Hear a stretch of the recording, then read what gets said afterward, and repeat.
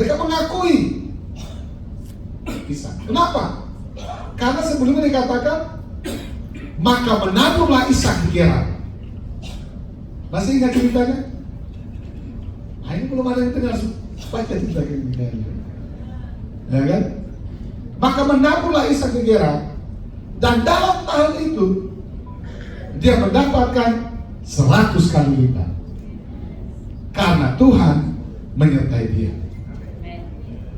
Semua sumur-sumur yang digali pada zaman bapaknya Abraham, yang telah ditutup oleh orang Filistin, digalinya kembali dan ada air. Artinya bahwa kehadiran gereja, Ishak itu gereja, Ishak itu bapak gereja. Karena Abraham, Ishak, Yakub, baru ada Yesus, ada Daud, baru ada Yesus. Saya juga namanya Ishak. Jadi saya percaya ketika saya memimpin institusi besar ini, seperti Ishak membangun Gerar, maka Tuhan akan memberkati saya juga untuk pekerjaan yang sama. Nah, kalau kita ingin menjadi gereja yang sehat, ya, kita baca nih, kita harus tahu pertama adalah apa sebenarnya masalah di wilayah ini. Dalam cerita ini Hagai 2 ayat 16, maka sekarang perhatikanlah mulai dari hari ini dan selanjutnya, sebelum ditaruh batu demi batu untuk pembangunan bait Tuhan, bagaimana keadaanmu? Ketika orang pergi melihat satu timbunan gandum yang seharusnya sebanyak 20 gantang, hanya ada 10. Dan ketika orang pergi ke tempat pemanas anggur untuk mencedok 50, takaran hanya ada 20. Aku telah memukul kamu dengan hama penyakit, gandum dan segala yang dibuat tanganmu dengan hujan batu, namun kamu tidak berbalik kepadaku. Demikianlah firman Tuhan. Artinya apa? Ada masalah di sana dengan ekonomi. Betul tidak? Ya. Ada masalah dengan sosial, ada masalah dengan kesehatan, ada masalah dengan gizi buruk, ada masalah dengan stunting di sana. Inilah keadaan NTT hari ini. NTT provinsi termiskin nomor 3 di Indonesia. Untuk Papua itu pecah jadi 2, Papua dan Papua Barat. Jadi NTT agak tertolong sedikit lah, jadi 3. Seharusnya itu 2 juga. Ya. Ada 18 kabupaten tertinggal di NTT ini. Ya. Ada gizi buruk, ada stunting. Anak-anak kita sulit mendapatkan pendidikan. Ini masalah yang terjadi seperti yang ada. Tapi bukan cuma ada masalah, tapi kita harus ingat, kita juga punya keistimewaan.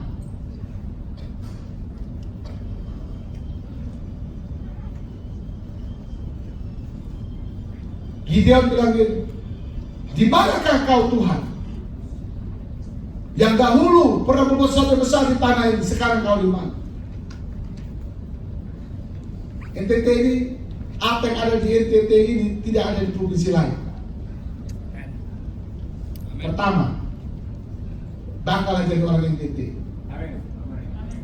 Pancasila itu lahir di NTT, di NTT. Tanggal 1 Oktober kemarin, 1 Oktober, saya ada di NTT. Saya memberikan sambutan, memberikan CSR di sana. Saya katakan Indonesia ini punya hutang sama NTT. Karena tanpa Pancasila NKRI ini mungkin tidak ada. Betul? Karena ada Pancasila maka ada NKRI. NTT ini sangat unik. Itu yang pertama. Jadi marwah ketuhanan sampai keadilan itu ada di provinsi ini. Dan yang pertama sudah digenapi. NTT menjadi provinsi paling toleran di dunia. Ketuhanan. NTT seperti rumah Abraham. Ishak dan Ismail bisa tinggal sama-sama. Tidak ada pertentangan. Kenapa? Marwah Pancasila itu ada di situ. Gereja begitu banyak, semua bagus. Tapi yang satu yang belum dikenal, keadilan sosial bagi seluruh rakyat NTT. Itu dulu. Ketuhanan sudah, keadilan belum. Makanya dikatakan firman Tuhan di sini tadi, pembangunan bait suci datangkan berkah. Melalui gereja, ekonomi akan grow. Kesehatan bisa diselesaikan, semua masalah bisa diselesaikan kalau ada gereja. Nah, ini belum ada yang amin, ini belum percaya. Gereja itu bukan sekedar institusi GBI, GKK, bla bla bla bla, bukan. Gereja itu pribadi. Orang yang disebut gereja yang akan Tuhan pakai. Ya. Yang kedua, mari kita lihat, saya singkat-singkat saja karena waktu saya juga terbatas. Karena dikasih waktu 15 menit saja, tidak cukup bagi saya kelihatan. 30. Oh, 30 tambah lagi. Tambah lagi 30 lagi kelihatan. Ya. Lihat masalah, lihat keistimewaan. Yang kedua, pertama itu keistimewaan itu. Yang kedua, tidak ada peristiwa air jadi anggur itu hanya ada di dua tempat. Di kanan dan di timur.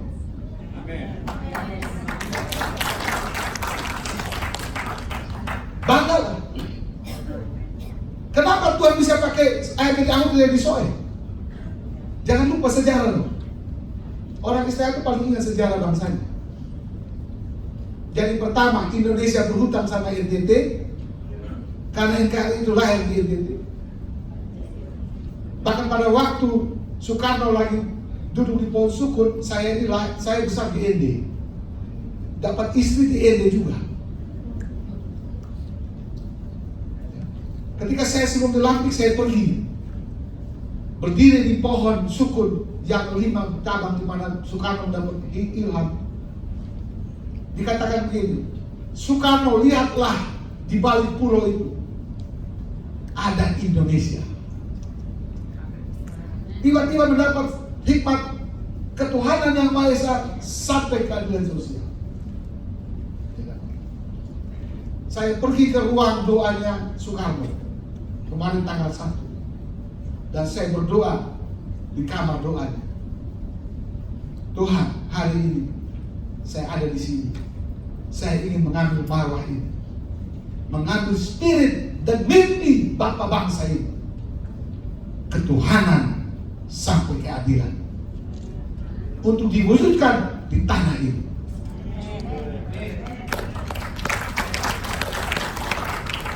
Next, air jadi anggur. Saya ngomong kesaksian aja. Dan saya ikut. Air jadi anggur hanya terjadi di Soe. Revival besar di Soe terjadi tahun 65. Tahun 2010 saya dapat kesempatan bertemu dengan seorang hamba Tuhan. Jonathan David bilang gini, Tuhan menuntut kembali hasil kegerakan Timor tahun 65. Tuhan menuntut kembali hasil dan buah-buahnya. Ada banyak pendeta dari NTT yang ada di situ juga. Ketika kata-kata itu keluar, hati saya langsung berlutut. Saya nangis. Tuhan, saya mau Tuhan. Tahun 2010 November saya pergi cari tempat air jadi anggur. Itu tempat sudah tidak diperhatikan lagi. Orang-orang tidak diperhatikan di sana. Saya pergi kepada para pelaku. Saya bilang, Mama, orang sudah tua. Hari ini doakan. Tuhan mau ini dialihkan seperti Musa kepada Joshua. Doakan. Mereka berdoa buat saya dan mengalihkan spirit. Air dari anggur itu bukan sekedar air dari anggur, tapi kemiskinan jadi sejahtera. Tuhan izinkan Gerald itu miskin melarang, menderita. Tuhan ketika NTT itu miskin saat ini seperti saya katakan tadi. Untuk apa? Dengar baik-baik hamba-hamba Tuhan. Gereja di NTT ini Tuhan tetap jaga. Tuhan mau seperti Ishak ada di Gerar itu adalah gereja yang membuat kemiskinan itu berubah menjadi kemakmuran. Itulah gereja Tuhan itu. Saya adalah gereja. Saya adalah gembala. Saya ini seperti Daud yang mengembalakan 2-3 ekor domba. Kemudian ketika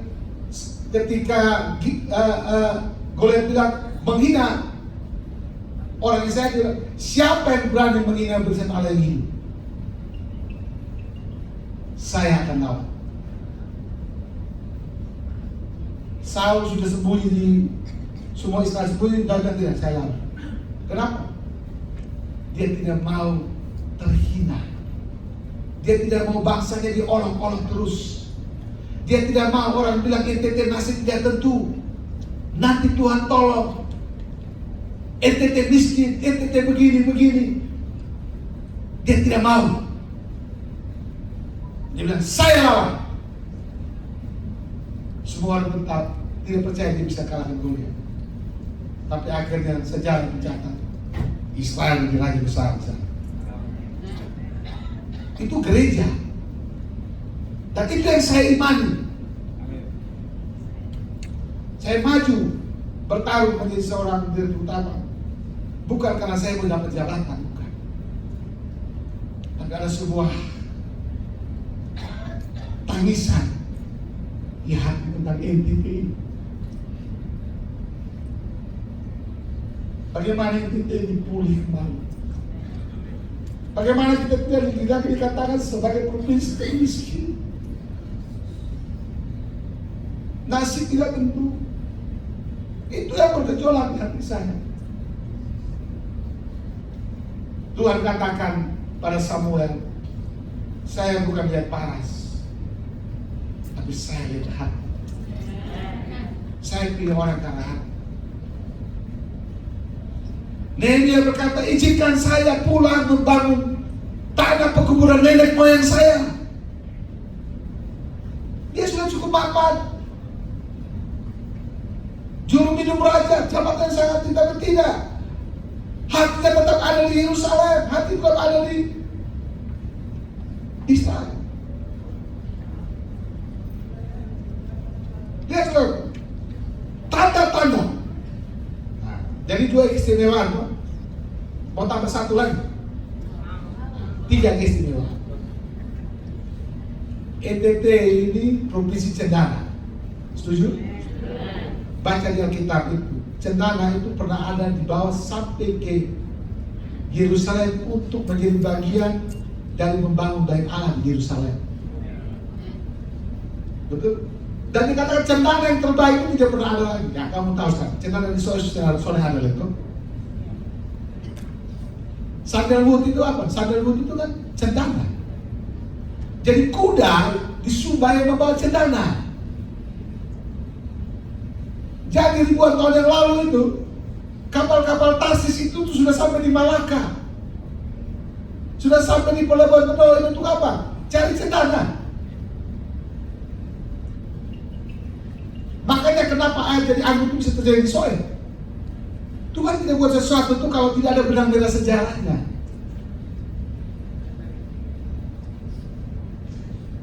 Kita yakin cendana terbaik dari Timor pernah sampai ke Yerusalem.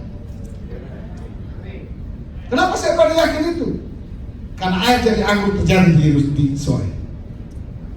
Itu ada benang merah. Itulah sejarah yang dihapus. Tapi kalau kita punya spiritualisme yang baik, Tuhan akan bawa kita ke masa lalu untuk melihat benang merah itu. Seperti Gideon bilang apa? Di manakah Tuhan pada waktu dulu kau menyertai nenek moyang kami? Oke, sudah 3 keistimewaan tuh. Bahkan tidak jadi orang NTT. Hari ini saya kalau berkunjung ke Jakarta kemana untuk bicara dengan orang-orang penting sekarang, saya pakai baju adat lengkap. Saya tidak pakai jas, saya pakai baju adat Sabu lengkap, saya orang Sabu, pakai lengkap, saya tidak ketemu. Saya adat dulu, saya kasih selendang. Sekarang kita bicara adat. Dan apa yang terjadi ketika saya bicara sebagai tokoh orang NTT, orang bisa kasih kita dana besar untuk membangun NTT. Karena marwah yang saya bawa itu apa? Cinta NTT. Amin. Nah, karena itu lihat, apa hasilnya? Kemegahan bait suci yang baru. Pada zaman kedua, zaman Raja Darius, dalam bulan yang ke-7 pada tanggal 21 bulan itu, datanglah firman Tuhan dengan perantaraan Nabi Hagai bunyinya, katakanlah kepada Zerubabel bin Shealtiel, bupati Yehuda, dan kepada Yosua bin Zozadak, imam besar, dan kepada seluruhnya bangsa itu demikian. Masih adakah antara kamu yang telah melihat rumah ini dalam keadaan kemegahannya semula? Dan bagaimanakah kamu lihat caranya sekarang? Bukankah caranya di matamu seperti tidak ada artinya? Tetapi sekarang kuatlah hatimu, hai Zerubabel, dan kenal firman Tuhan. Kuatlah hatimu, Joshua Jozadak, imam besar. Kuatlah hatimu segala rakyat negeri, demikianlah firman Tuhan. Bekerjalah, sebab aku menyertai kamu, demikianlah firman Tuhan semesta alam. Allah tidak hanya berbicara kepada nabi, kepada gereja, tapi kepada pemerintah. Artinya apa? Ada kolam tanda-tanda bahwa gereja akan memasuki masa fase baru dalam kemegahan yang kemudian yang luar biasa. Ada apa? Adanya kolaborasi, adanya sinergitas antara gereja dan negara. Yes. Gereja diterima oleh pemerintah, oleh negara. Gereja diakui oleh negara. Untuk apa? Untuk dalam fungsi dia sebagai gereja, dia akan bisa memberkati negara. Firaun bilang apa? Kau Yusuf punya roh yang luar biasa. Darius bilang, Nebukadnezar bilang, Daniel, kau punya roh yang luar biasa. Kenapa? Karena ketika tidak ada orang yang bisa menerjemahkan mimpi, mereka bisa terjemahkan mimpi. Saya bilang sama Bapak Gubernur, mimpi Bapak NTT Bangkit, NTT Sejahtera sama dengan mimpi saya dan mimpi sebagian masyarakat ini. Dan saya siap menjadi salah satu eksekutor mimpi Bapak. Itu Yusuf. Negara diterima, gereja diterima. Ketika Yusuf mulai menerjemahkan mimpi, apa yang Yusuf katakan? Sejahtera Tuanku Firaun. Dengar baik-baik. Pada waktu kita sudah punya mimpi yang sama tentang kesejahteraan rakyat ini, kita bisa bersatu.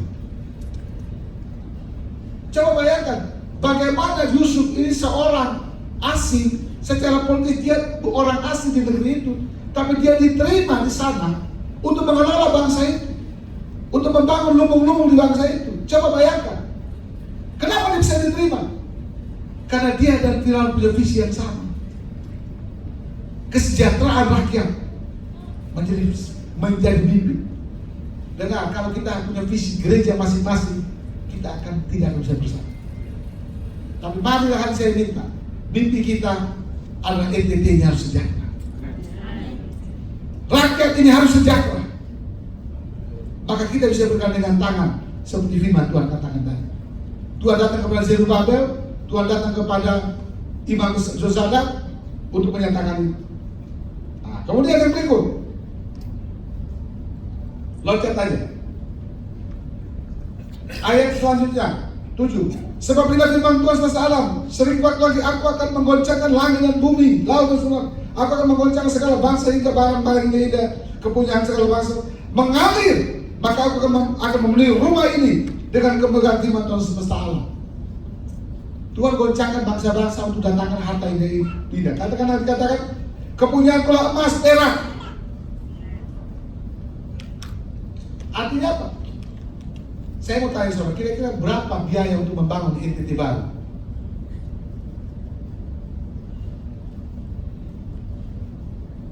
Membangun kesejahteraan berarti apa?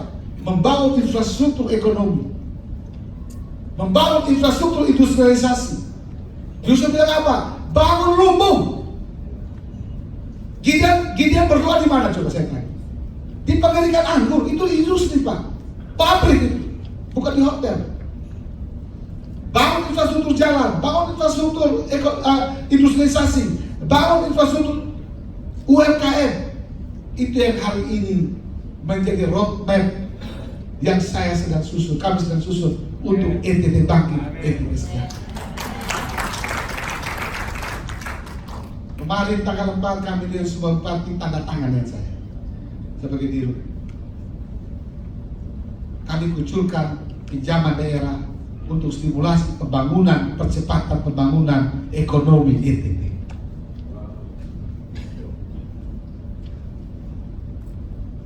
Yusuf harus mulai membangun lumbung, membangun pabrik. Dalam 7 tahun, dengar baik-baik, NTT, kau punya waktu 10 tahun kemakmurannya.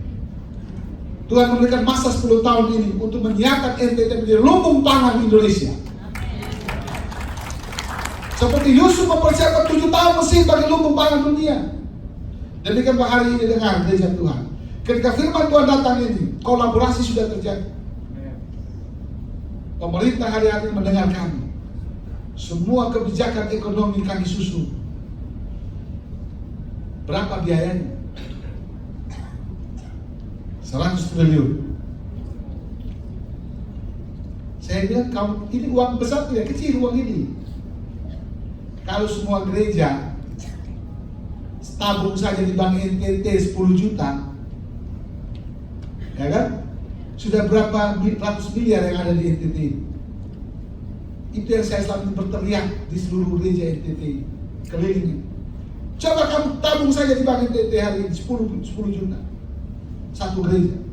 GBI itu ada 400-an gereja. Nah, kali sudah 10 juta kali 400 sudah berapa? Berapa miliar? 40 miliar lah kira-kira.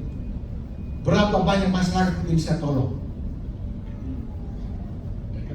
Berapa banyak ekonomi masyarakat bisa hidup? Maka sekarang kami punya namanya, dari hasil kajian ini namanya intercost recovery ekonomi, integrated recovery ekonomi. Kita menghubungkan gereja, perbankan, dan pemerintah untuk bisa membangun ekonomi ini dengan menggunakan teknologi IT yang canggih. Itu kita bangun. Itu hikmatnya Yusuf.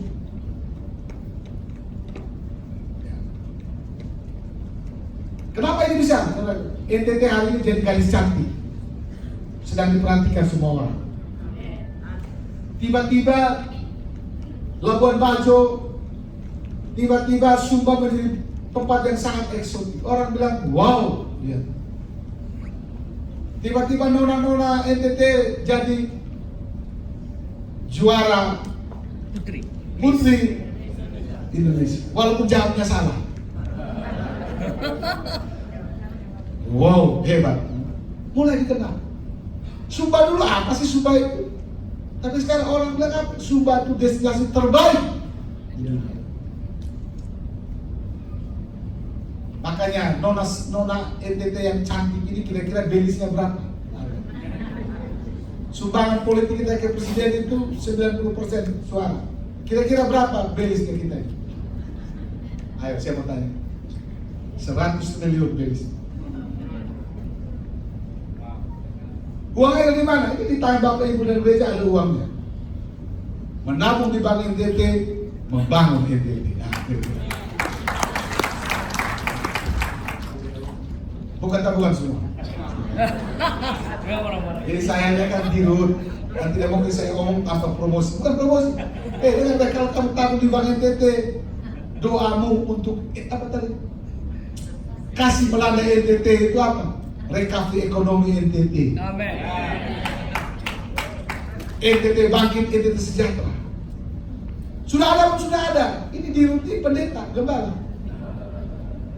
Sudah kolaborasi dong. Hari ini semua bupati, gubernur dengar saya juga, dengar saya ngomong. Ini dengar omongannya gereja, bukan isi keduanya, gerejanya. Kalau saya ini gembala. Semua kebijakan kita atur. Siapa yang atur? Gembala. Coba bayangkan. Kayaknya belum bisa bayangkan, tapi saya yakin bisa. Ya kan? Bayangkan terjadi. Sudah digenapi belum? Saya kadang-kadang kalau berdiri itu saya mimpi aku benar. Mimpi benar itu bukan mimpi. Mari. Rumah perbendaharaan. Bang NTT hari ini rumah perbendaharaan dan kesejahteraan rakyat ini. Makanya kita bilang apa? Persembahkanlah persembahkan kepada rumah perbendaharaan. Supaya Tuhan membuka tiga langit dan memberkati negerimu. Jangan perpuluhan yang kasih pendeta, kasih ke saya. Karena saya mau bikin sejahtera NTT ini. Betul ya? Nah ini nanti saya kasih seminar lagi ngomongnya tentang keimamatan nanti tahun semua lagi. Keimamatan Yehuda dan keimamatan Rajani dan keimamatan Lewi, Imam Lewi. Kalau Imam Lewi haknya perpuluhan itu, tapi keimamatan Rajani tidak. Abraham saja kasih perpuluhan tuh.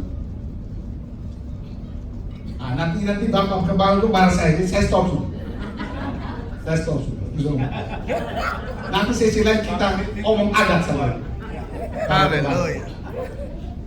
Lihat tujuan perpuluhan itu kesejahteraan. Digenapilah firman Tuhan. Kolaborasi sudah terjadi. Nah, saya minta waktu lagi. Tuhan goncangkan bangsa-bangsa tadi, harta ini datang. Kita sedang mendekati banyak orang untuk bisa mendatangkan uangnya di bank NTT, untuk bisa membangun NTT.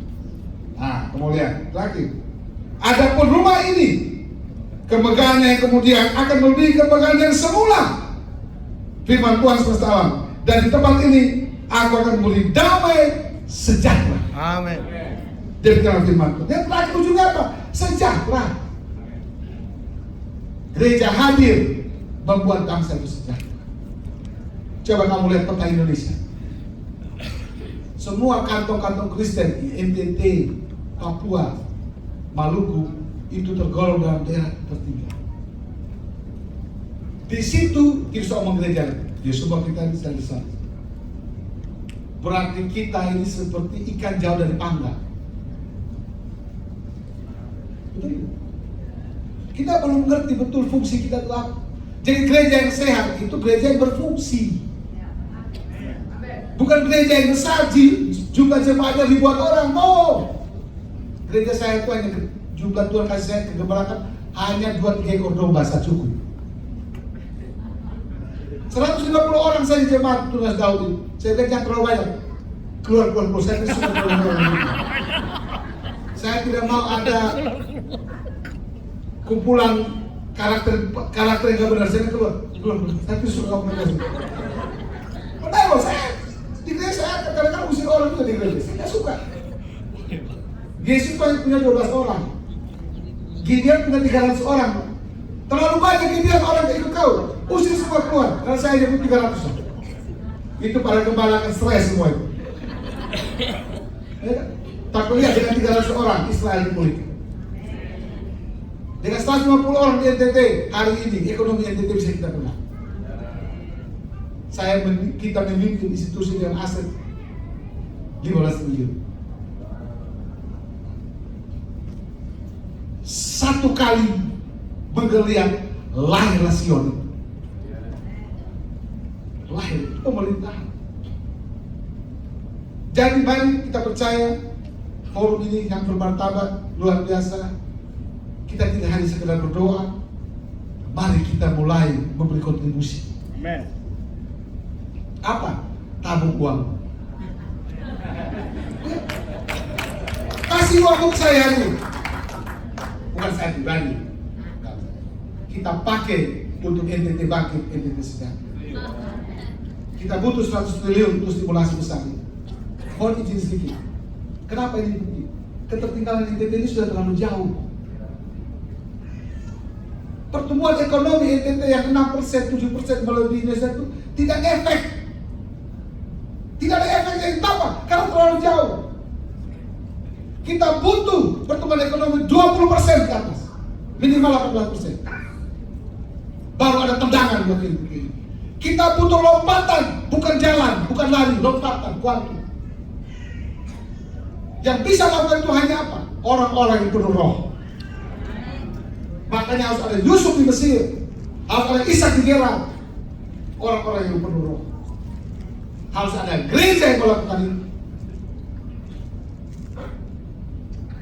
Lompatan terjadi. Hal-hal yang tidak mungkin jadi mungkin. Kenapa? Karena gereja ambil alih. Yusuf ambil alih itu, Ishak ambil alih itu, Daud ambil alih itu, Yesus ambil alih itu. Sehingga Filipus bilang, kapan Israel dipulihkan? Ya kan pertanyaan Filipus tuh. Itu bukan pulihkan, itu pulihkan negara Israel. Yesus bilang apa? Pergi. Jadikan semua bangsa pulih. Bangsa artinya apa? Maknanya kembali kepada kesejahteraan. Bagaimana gereja berkolaborasi dengan negara untuk menghasilkan kesejahteraan bagi rakyat di negara itu. Kita akan tetap melihat NTT akan tetap aman sampai gereja bangkit untuk menyatakan diri seperti firman ini, dan kita akan lihat dalam 10 tahun ke depan melalui gereja NTT ini akan sejahtera. Semua sedang kita lakukan hari ini. Dukung doa, jangan cukup doa, doi juga.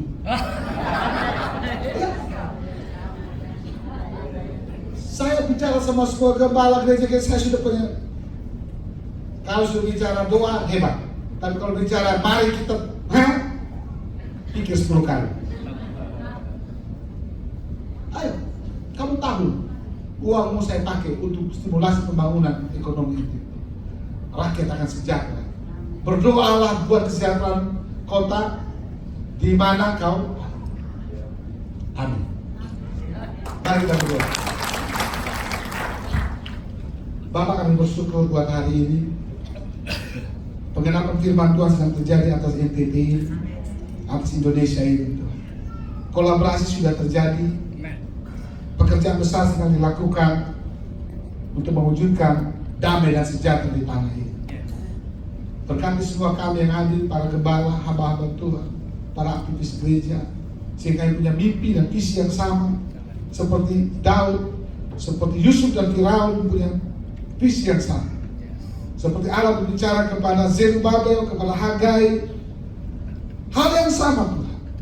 Hari ini biarlah kami semua punya mimpi dan visi yang sama. NTT sejahtera, NTT bangkit, NTT sejahtera ada di hati kami semua. Karena keistimewaan yang sudah Allah berikan bagi NTT ini dan bagi kami semua. Kiranya revival yang terjadi di Soil 65 menjadi inspirasi besar dari kami. Air berubah jadi anggur, kemiskinan berubah menjadi kesejahteraan. Amin. Kami terus berdoa karena Tuhan sedang menuntut hasil-hasilnya terus terjadi bagi wilayah ini. Dan kami sebagai gereja berkata, Tuhan, ini kami, pakai kami untuk membuktikan kepada rakyat, kepada pemerintah, kepada negara, seperti Abimelek mengakui Ishak, seperti Firaun mengakui Yusuf, seperti Nebukadnezar mengakui Daniel, bahwa ada roh yang luar biasa yang menyertai. Itu ada gagasan, ada ide, ada implementasi, hal-hal besar yang ilahi yang terjadi di tanah ini, membuat masyarakat menjadi sejahtera. Hari kami berdoa, biarlah NTT baru terwujud ya Tuhan. NTT baru dibangun oleh gerejamu Tuhan, oleh kolaborasi yang luar biasa ini. Terima kasih Tuhan. Dalam nama Yesus firman yang hidup, bekerja terus dalam hidup kami, atas provinsi kami, atas gerejamu di NTT dan Indonesia ini, sehingga nama Tuhan dipermuliakan dan setiap lutut bertelur dan setiap kita mengaku Yesus adalah Raja di atas segala raja. Amin. Mari kita berikan aplaus.